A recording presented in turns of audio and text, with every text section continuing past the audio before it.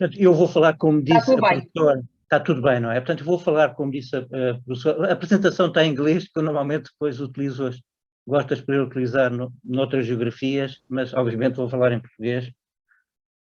E vou falar sobre um tema que me é muito querido, porque considero que é a base, hoje em dia, da inovação, ou de grande parte da inovação, que é da evolução exponencial do IT, e como isso tem impacto na inovação, e num caso muito concreto, que é muito próximo de mim, portanto, o impacto direto no setor da energia. Eu, como disse a professora, estou neste tema há muitos anos, e isso permite-me recuar no tempo 50 anos, até 1973, quando eu era estagiário na EDP, e a EDP tinha na altura o maior computador do país. Era o Univac 1106, que tinha a potência de 1.2 MIPS, era uma unidade que se usava muito na altura, que era 1.2 milhões de instruções por segundo. Nessa altura, recordo-me ter lido na biblioteca do Centro de Cálculo da EDP, numa revista Byte, uma referência à Lei de Moore, que era uma lei que o Sr. Gordon Moore, que era um dos fundadores e CEO da Intel, tinha estabelecido 8 anos antes. E o artigo que estava a ler, ou que li na altura, dizia que era espantoso como durante 8 anos a Lei de Moore se tinha continuado sempre a verificar. E o que a Lei de Moore o que diz é que, ou que o que afirmava e afirma, é que cada 2 anos o número de transistores que cabe num chip ia duplicar, ou ia continuar a duplicar. Isso, na prática, traduzido em dinheiro, é que cada 2 anos o mesmo dólar, obviamente também o mesmo euro, ia comprar o dobro.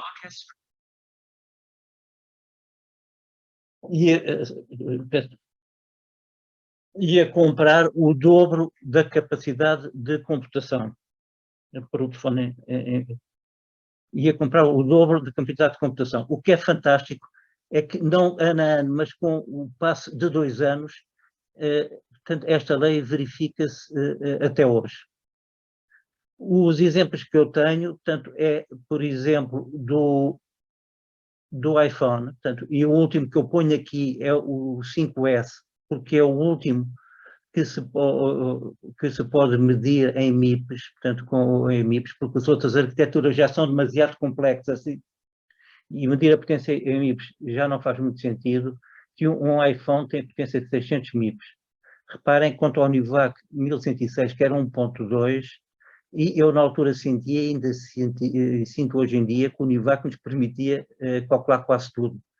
Como exemplo, calculámos lá a rede de 400 kV, que é a base da rede que temos hoje, calculámos por elementos finitos a barragem da Aguiera e da Alqueva, e até a inserção da central nuclear de Ferrel, que nunca foi feita, mas os estudos de impacto na rede foram feitos neste computador. Parem a disrupção que esta evolução tem tido. Uma nota aqui, portanto, a lei de Moore é uma lei de miniaturização e não se aplica a tudo. Vi uma vez um ilustre consultor referir numa conferência que se a indústria automóvel tivesse conseguido seguir a lei de Moore, hoje em dia um automóvel custava €1. Ao que ele respondia, como isto é uma lei de miniaturização, nós teríamos de ter o tamanho de formigas, não é? O automóvel podia ser mesmo muito pequenino. Falando sobre a lei de Moore e sobre o exponencial, é um tema que não é intuitivo. Eu tenho vários exemplos, gosto de me educar a mim próprio e às minhas equipas a pensar exponencial, tenho vários. Um que é o mais antigo é o do César, inventor do jogo de xadrez, e do Sultão. É uma história que o meu pai me contava em miúdo, e a história que muitos, quase todos deverão conhecer, mas pedias que revisitassem agora um bocadinho, era que o sultão, ou o rei, a que o César apresentou o jogo de xadrez, ficou de tal maneira deslumbrado com o jogo, que disse ao César: eu dou-te o que tu quiseres. E o César ter-lhe respondido: olha, eu apenas quero que ponhas um grão de trigo na primeira casa do tabuleiro, 2 no segundo, 4 no terceiro, e por aí fora até a casa 64. O sultão terá respondido que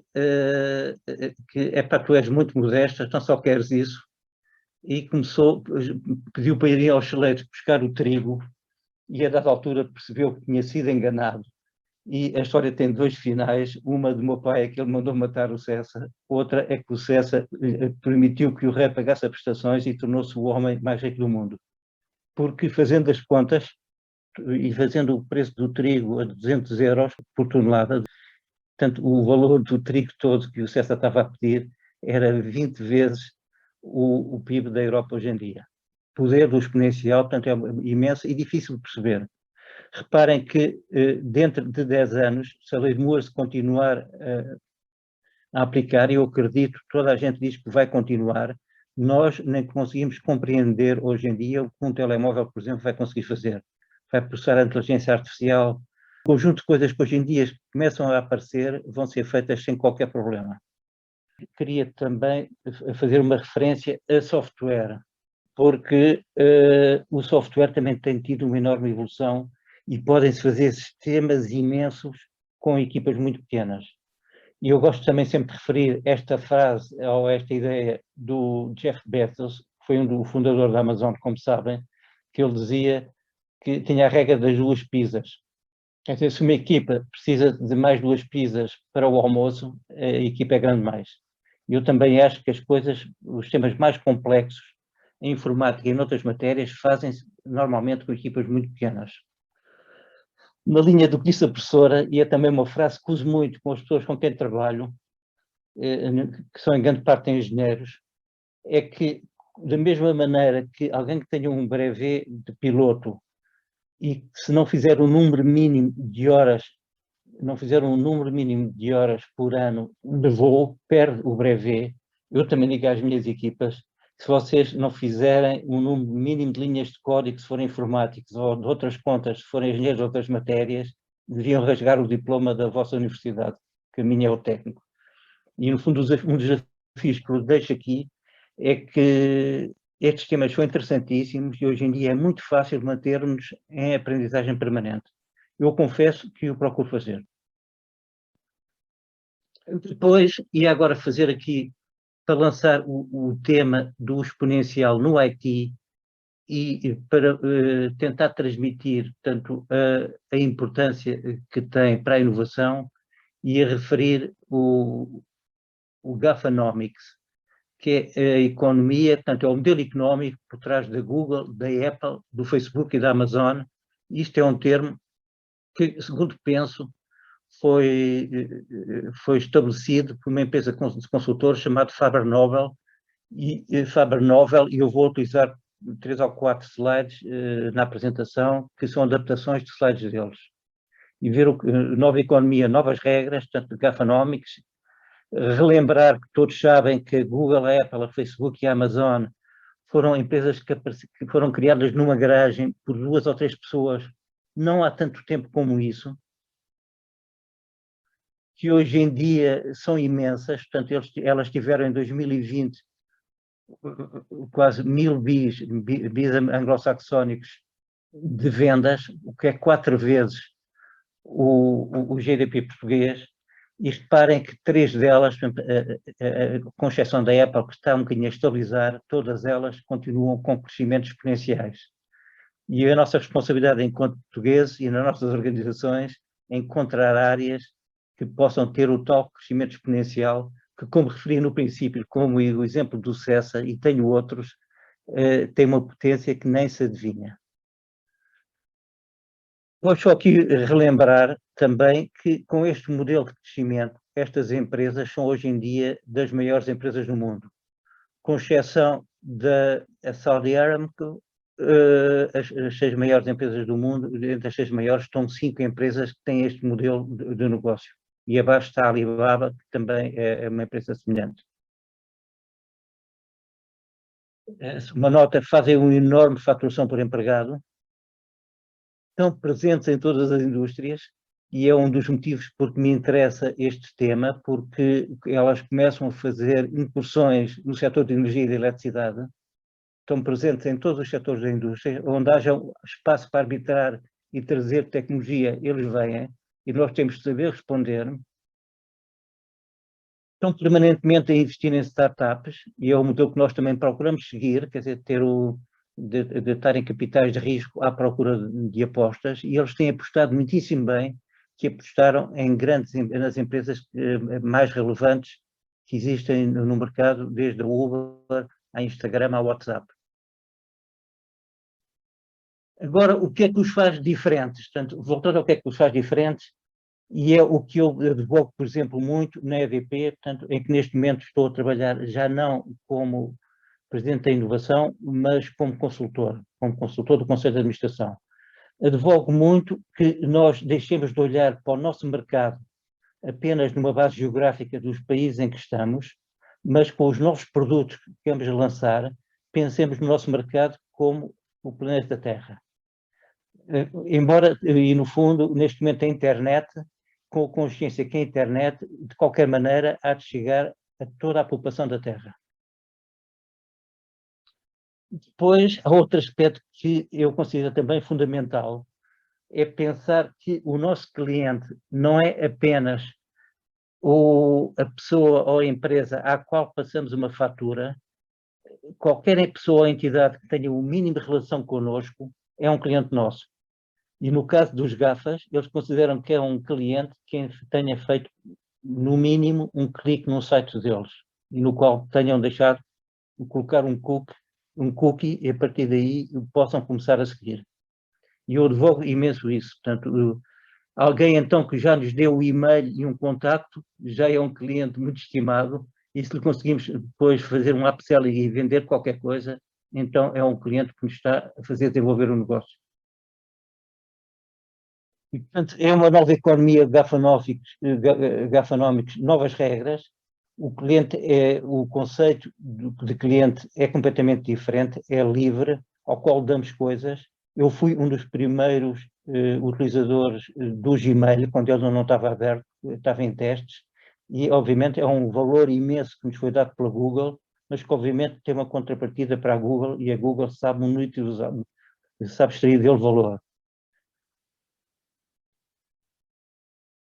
É fundamental estar permanentemente a desenvolver valor, e no que diz respeito aos recursos humanos, a luta é pelo talento, e e tem de ser uma luta tipo pirate management, de ser capaz de ir buscar o talento onde ele estiver, mesmo que a partida não seja nosso.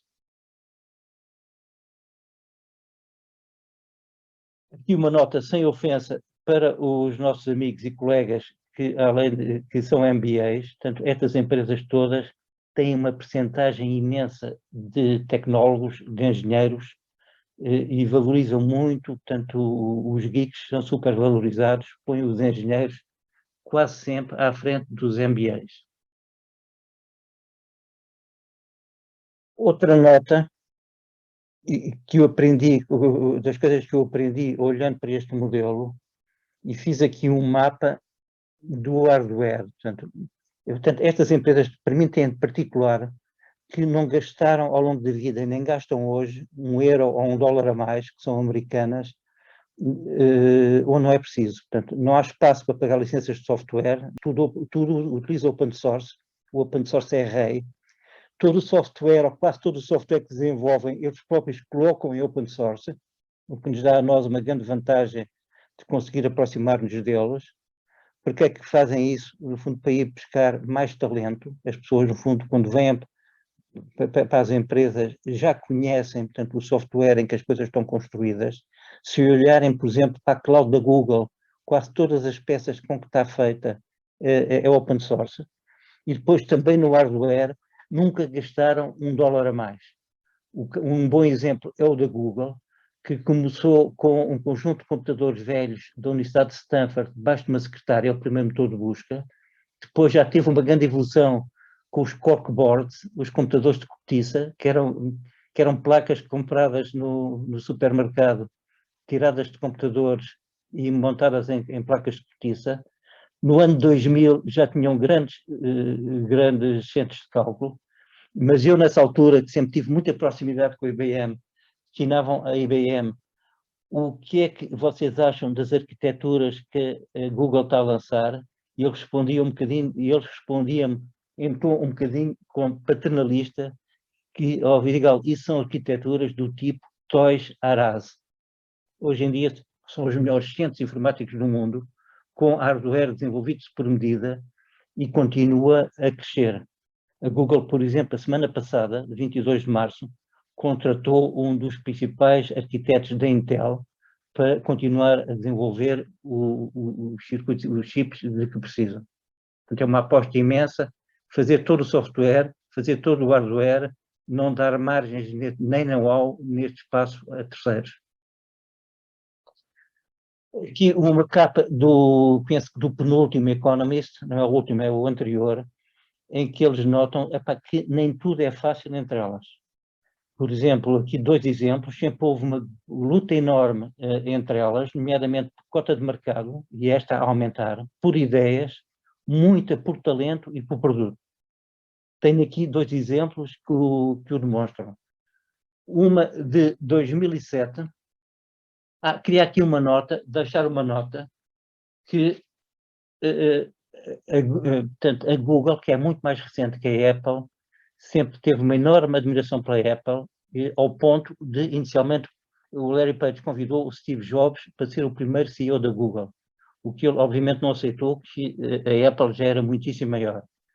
Mas o Steve Jobs sempre foi o mentor do Larry Page e do Sergey Brin. E as empresas eram muito próximas ao ponto de trocarem lugares no board. Por exemplo, em 2007, o Eric Schmidt, da Google, tinha presença no board da Apple. Depois tiveram de fazer isso, zangaram-se basicamente por 2 coisas. Primeiro, porque a Apple começou a acusar a Google de lhe roubar know-how, nomeadamente quando lançou o Android. E hoje em dia, portanto, o Android tem mais de 80% de cota de mercado em sistemas operativos de smartphones, enquanto o iOS do iPhone terá a 16 a 7%. E depois de lhes roubar talento, embaixo está um mail interno do Sergey Brin, da Google, a dizer que tinha recebido um mail do Steve Jobs da Apple, a dizer que se voltavam a roubar algum engenheiro, era a guerra. E nesta altura o que aparentemente aconteceu é que a Google queria lançar o browser Chrome, foi buscar os principais arquitetos do browser Safari, do browser da Apple. Portanto, a vida não é fácil, é uma luta permanente, como está bem ilustrado nesta capa do Economist. Aqui queria fazer uma paragem e perguntar, e a Europa no meio disto tudo? A Europa no meio disto tudo, e eu tenho aqui uma cloud, isto é uma guerra na cloud, eu tenho aqui uma cloud em cima com alguns relâmpagos, escura e que em tempestade, porque a Europa tendo imenso talento, imenso mercado, no fundo eu acho que não tem aproveitado o potencial que tem. Em quase todos os países da Europa, portanto, o principal fornecedor de cloud é a Amazon, e o Google e a Microsoft a seguir, ou ao contrário, e há muito pouco espaço para operadores de cloud locais. Os maiores que encontrei, por exemplo, foi a OVH Cloud, que é o terceiro operador de França, atrás dos americanos, e a Orange também em França, que é o quarto. E a Deutsche Telekom, e o operador de cloud da Deutsche Telekom, que é uma grande empresa, como sabem, que é o quarto operador de cloud na Alemanha. Qual é a estratégia da Europa para isto? Passa em grande parte por um projeto Gaia-X, que eu vos convido a googlar e a procurar, que no fundo pode vir a ser a solução se a Europa conseguir fazê-lo a sério. E no fundo, no sentido de andar depressa, este projeto pretende alavancar nas clouds americanas já existentes, dos GAFAs, e construir camadas acima que nos deem o domínio completo dos serviços e da segurança dos dados. Há um conjunto largo de empresas que assinaram, portanto, ou que aderiram ao projeto. Eu considero que é um tema para o qual Portugal poderia ou deveria olhar, nomeadamente em torno está aqui embaixo, no meio do HPC, do High Performance Computing, em que Portugal está a querer lançar ou a lançar na Universidade do Minho, tanto know-how nesta matéria. neste tema do Gaia X devia estar na nossa agenda. Porque, efetivamente, e é também uma citação que faço com frequência, foi, no fundo, coined, como dizem os americanos, pela Ginny Rometty, CEO da IBM. Os dados são o petróleo do século XXI. E são o petróleo do século XXI, a Europa não se pode afastar deles, nem pode dá-los a tratar, ou usando a imagem do petróleo, não pode dar a refinar a terceiros. É um jogo que é possível fazer. Por exemplo, no tema do Big Data, que é um tema importantíssimo e que não são PowerPoints e buzzwords, portanto, é hardware e software. O que a EDP fez nesta matéria, e aqui a EDP Inovação teve um papel relevante nisto, foi precisamente seguir a estratégia da Google e fazer os nossos core computers.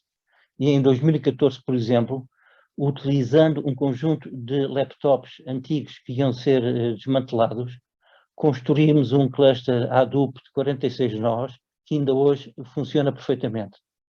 A partir desse, construímos outro a partir de placas que comprámos à Huawei, e hoje em dia, tendo aprendido muito, voltamos à cloud.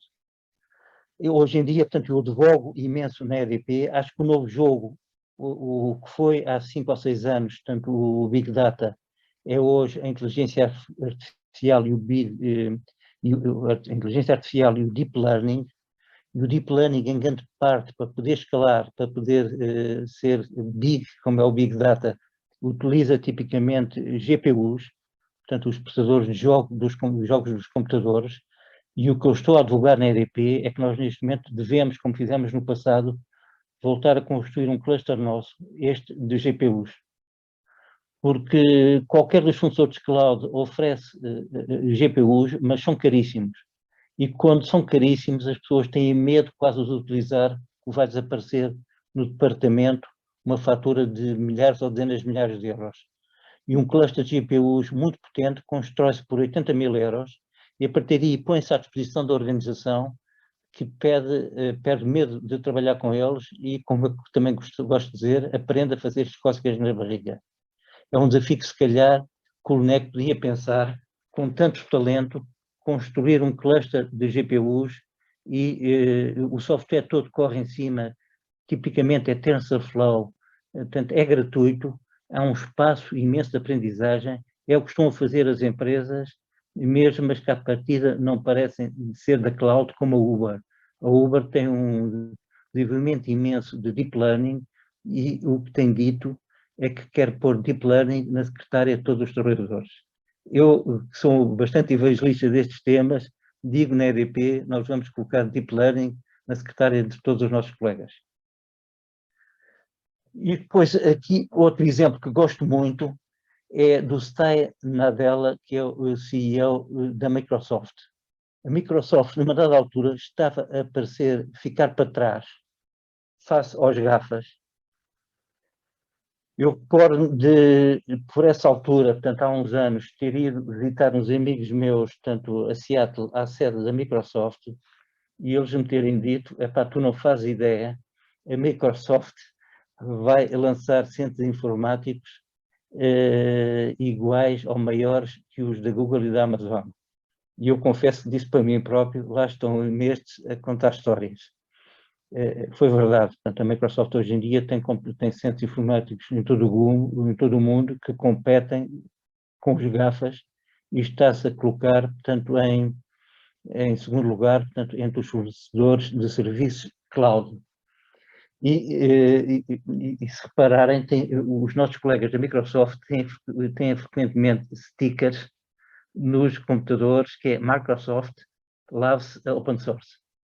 E a Microsoft é um dos maiores contribuidores para o espaço do open source. Por exemplo, o Visual Studio, com que eu trabalho hoje em dia para programar, é gratuito e dado para a Microsoft. Eu também tenho uma campanha de evangelista na EDP, de EDP Labs Open Source, e aproveito a ocasião para dizer que também deveria ser o NEG Labs Open Source. E aqui só uma nota, portanto, esta estratégia da Microsoft deu resultados e a seguir a um patamar que teve em volta de 2014, a Microsoft voltou ao crescimento. A estratégia do open source está relativamente a ser seguida por todas as grandes entidades.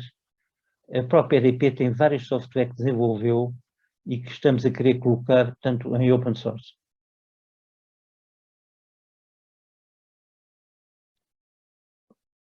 Uma nota, portanto, quando eu comecei a trabalhar em informática nos anos 70 e tal, eram os mainframes, aquele Univac 1106 que falei. Em 1980 parecia que ia ser para sempre a era do client server. Depois em 2000 tornou-se a época da web. E hoje em dia estamos na era da cloud. E na cloud e na web, eu também queria deixar a nota, nem é preciso ser uma equipa de duas pizzas, uma equipa de uma pizza, uma ou duas pessoas com os instrumentos adequados conseguem fazer sistemas imensos. O exemplo, portanto, também que quem não conhece, muitos conhecerão, do Ruby on Rails, que lançou, que se tornou um mito, lançou o modelo de desenvolvimento que é o MVC, Model View Control, e com estes modelos que trazem uma enorme estrutura, é possível a equipas pequenas desenvolverem sistemas muitíssimo potentes. As maiores empresas do mundo começaram assim. Reparem, portanto, o Facebook, por exemplo, portanto, foi todo feito inicialmente em PHP. O YouTube foi feito inicialmente em PHP. Há um conjunto de frameworks gratuitos para o fazer. Hoje em dia, aqueles para que eu olho e que tenho utilizado é o Django, que é o mais... é o que as gerações mais novas preferem, porque está feito em Python. Outro que se calhar que tem igual popularidade ou maior é o Laravel, que é de PHP, que tem uma aderência enorme. É aquele com que eu estou a trabalhar hoje em dia e permite fazer um sistema muito grande, com seguranças, com APIs, num espaço de tempo muito pequeno. Era voltar à mesma nota, se nós não queremos rasgar o nosso brevet de engenheiros, a nossa carta de curso, não podemos deixar de pôr as mãos na massa e refugiarmos apenas na gestão. Temos de ser capazes de fazer coisas e isso hoje em dia é muito acessível com o open source que corre nos PCs que nós todos temos. Obviamente que os grandes sistemas das empresas hoje em dia não são feitos, no princípio podem começar nestes modelos que são monolíticos, mais tarde vão mudar para modelos muito mais granulares de tipo microserviços, porque os sistemas maiores não escalam bem horizontalmente, mas também o que eu penso é que quando eles começarem a não escalar, começarem a não escalar bem e for necessário repensá-los, é um problema estupendo para ter. Nessa altura, normalmente, as empresas já têm o dinheiro e o talento para repensar em termos de uma arquitetura de microserviços que não está acessível a uma startup. Portanto, o meu conselho é sempre começar com um monolito, quer seja uma startup, uma organização como o LNEG ou a EDP, e depois fazer o que se chama o refactoring e convertê-lo para uma arquitetura de microserviços que, à partida, é assustadora.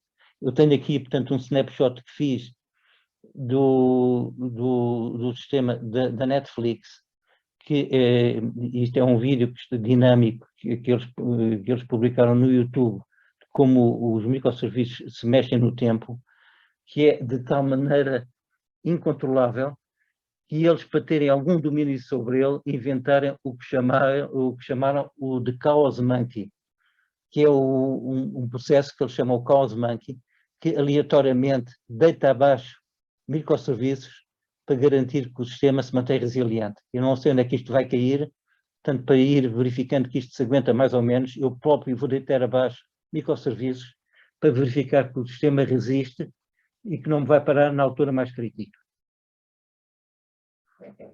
Portanto, falei da facilidade em desenvolver sistemas, mas aqui uma nota que quero pôr é que hoje em dia nenhuma organização portuguesa nem mundial consegue ter o talento suficiente para desenvolver os sistemas à velocidade que é necessário.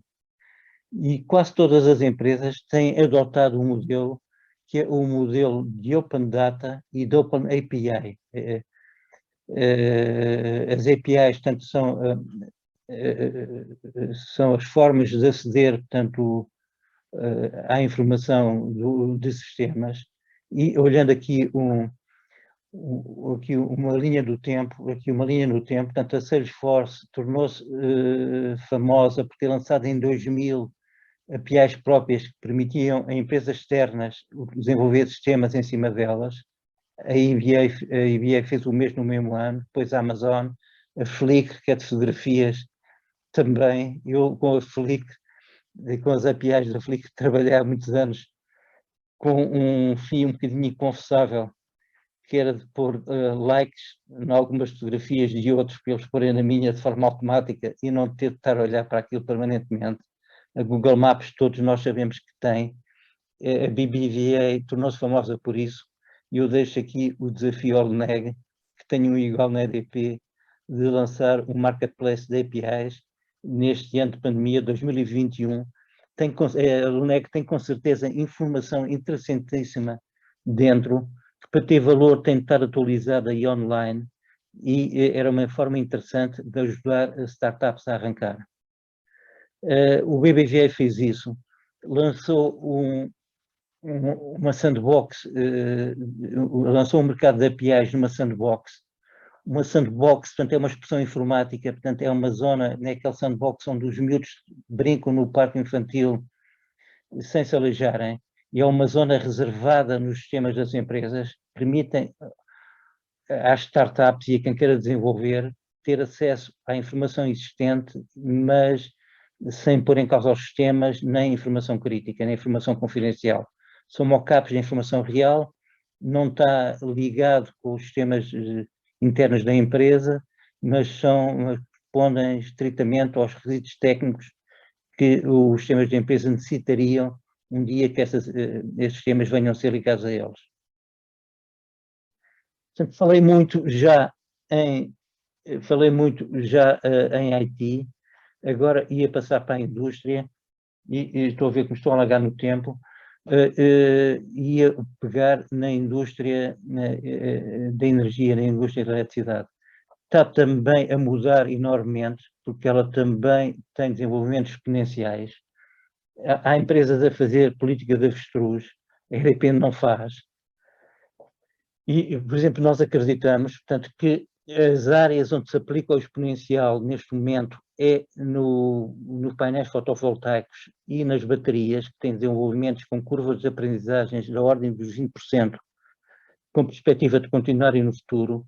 E este gráfico é roubei à BCG, ao Boston Consulting Group, e te vem aqui embaixo à direita uma casa, portanto, off the grid, em que a única ligação que tem à rede de distribuição é através de um vidro que parte com um machado para utilizar a rede de distribuição como um backup. As empresas elétricas, com o desenvolvimento exponencial que está a haver nestes dois aspectos, no fotovoltaico e nas baterias, no fundo, têm modelos em que o crescimento do consumo próprio tenderá a não crescer no futuro, o que poderá chegar a um ponto de tal maneira extremo que dentro de relativamente poucos anos as empresas não cobrem quilowatt-horas de energia, mas cobrem kilowatts, faturem potência. O que pode parecer absurdo, mas nós todos vimos isso acontecer nas comunicações, em que há uns anos pagávamos o tráfego que tínhamos incorrido, hoje em dia pagamos largura de banda. Não vou perder aqui tempo, portanto o fotovoltaico a cair de forma exponencial e as baterias, que é um elemento fundamental para este novo modelo de empresas de energia, com a Tesla a caírem verticalmente a projeção de preços e muito à frente do que o US Department of Energy sempre previu, não sendo o US Department of Energy uma entidade excessivamente conservadora, mas, no fundo, o exponencial, como no jogo de xadrez, não é fácil de compreender. Tudo isto levará a uma revolução completa no modelo das empresas elétricas e o exemplo que eu tenho, tendo estado nas comunicações na Ótimos, como foi referido, tem aqui à esquerda um Nokia 3310, um telefone mítico que ainda hoje em dia voltou a ser fabricado, que havia pessoas que o queriam, mas que tinha um único problema, só dava para fazer chamadas telefónicas e SMS, e hoje em dia os smartphones são plataformas para apps. Da mesma maneira, eu penso que a rede elétrica, que funciona muitíssimo bem, como o Nokia 3310, para fornecer energia, tem de ser repensada com uma plataforma para aplicações de terceiros. Porque isto um slide que fiz a partir de conselhos que me eram dados há anos, quando estava na Ótimos, pelos consultores, que nós nunca deveríamos deixar que a empresa tornar-se um dumb broadband pipe, senão o valor era extraído por terceiros, e foi precisamente o que aconteceu. E as utilities têm de conseguir, ou tentar conseguir, que isso não aconteça e não se tornarem dumb electricity pipes. O tempo está a passar e eu quero ter tempo para falarmos um bocadinho. Vou só trocar aqui 3 ou 4 pontos. Queria apontar aqui a questão da indústria 4.0, que terá muito a ver com a próxima do LNEG, em que na prática é simples. Portanto, é fazer um modelo do modelo físico no ciberespaço, otimizar o sistema no ciberespaço e voltar a passar a atuação para o espaço real. E isso é também o que as empresas elétricas estão a fazer, passando numa rede antiga e hierárquica para uma verdadeira internet da energia. E muitos dos raciocínios que vejo hoje fazer sobre custos de renováveis, intermitências, não é nada o que vai ser relevante em anos muito próximos. Eu acredito num modelo de energia transativa, em que cada transação elementar no sistema elétrico, como acontece na internet, tem um valor positivo ou negativo, conforme o impacto que tem na rede e nos sistemas e o valor que cria. Penso que é por aí que tudo vai ter de ir. Para isso é fundamental, tanto a inteligência artificial. Em 2015, o Sergey Brin, da Google, disse que o que eu quero é que a Google venha a ser o vosso terceiro hemisfério cerebral. E para que querem isso? É para fazer muitas escolhas por nós, nomeadamente na empresa de eletricidade que devemos utilizar, o comercializador que devemos utilizar, que se calhar é o deles. Nesse sentido, a inteligência artificial eu considero que deve ser uma prioridade. É acessível, há imenso open source disponível em todas as matérias, desde supervised learning a unsupervised learning, há imenso software disponível, é acessível aprender isto. Para acabar, eu queria deixar 6 takeaways para o LNEG. E recomendar que não se esqueçam do exponencial, que isto vai avançar mais depressa e mais rápido, mais depressa e de forma mais profunda do que nós sequer conseguimos imaginar. O meu conselho é: olhem para o open source. Pensem que tudo o que é BATs no futuro vai ter de ser de tempo real. Ninguém quer saber, eu não quero saber onde é que o Google que chamei esteve ontem, quero saber onde é que ele está neste instante. Adotem software para Big Data, que hoje momento o que é relevante é o sistema Hadoop. Apostem em inteligência artificial e, no meu entender, muito especialmente em Deep Learning, utilizando open source como o TensorFlow e o PyTorch, e facilitem o acesso às pessoas a GPUs, que é o que faz a diferença. Adotem uma política de open data, pondo informação vossa possível, disponível para fora, e em tempo real, através do marketplace de APIs, como fez o BBVA. E, por último, que apostem imenso no conhecimento. Isto é um gráfico que tirei do Manual de Cultura da Netflix, em que eles defendem em cima que se a complexidade dos sistemas, que vai crescer muito e de forma inevitável, e se calhar de forma exponencial, crescer mais depressa que o crescimento em percentagem das pessoas de elevado know-how na empresa, é inevitável aparecer esta área vermelha, que é o caos. E o que é fundamental nas nossas organizações é estarmos a crescer mais depressa em know-how do que na complexidade dos nossos negócios.